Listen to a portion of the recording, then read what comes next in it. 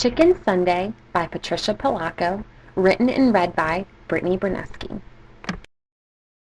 Stuart and Winston were Patricia's neighbors.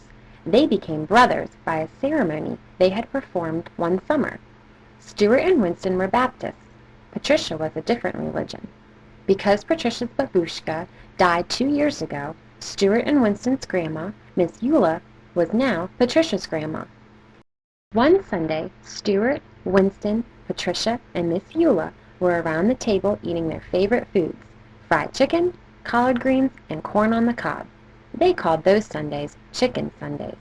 During dinner, Miss Eula glowed as she told the children about a beautiful Easter bonnet she had seen in the window of Mr. Kodinsky's shop. Stuart, Winston, and Patricia wanted more than anything to buy that Easter bonnet for Miss Eula. They sat in the backyard counting their money and realized they needed a lot more than they had. The children came up with a plan.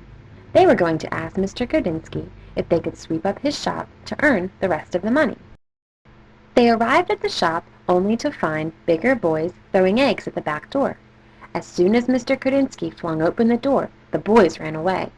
Because they were standing at the back door, Stuart, Winston, and Patricia were blamed for throwing the eggs. Mr. Kodinsky called their grandmother. Miss Eula was waiting for the children in her living room. Stuart, Winston, and Patricia told Miss Eula that they did not throw the eggs. When she asked why they were at Mr. Kodinsky's shop, the children had no answer. They would ruin the surprise. Miss Eula always taught the children to tell the truth. She believed that they did not throw the eggs. Miss Eula wanted the children to prove to Mr. Kodinsky that they were good people and to somehow change his mind. The children thought about how they could prove to Mr. Kodinsky that they were indeed good people. Patricia came up with a plan. Patricia and her mom showed the boys how to decorate eggs the way that her babushka had taught her. They used hot wax to make designs on the eggs, then dyed them, and finally melted the wax patterns off. The children put all of the decorated eggs in a basket and marched into Mr. Kodinsky's shop. At first, Mr. Kodinsky looked at the children with raised eyebrows. But when he looked down in the basket, he shouted, "Pasanki eggs! I haven't seen these since I left my homeland." The children told him that they did not throw the eggs at his back door. Mr. Kodinsky believed them. With Easter right around the corner, the children thought it would be a great idea to sell the eggs in his shop.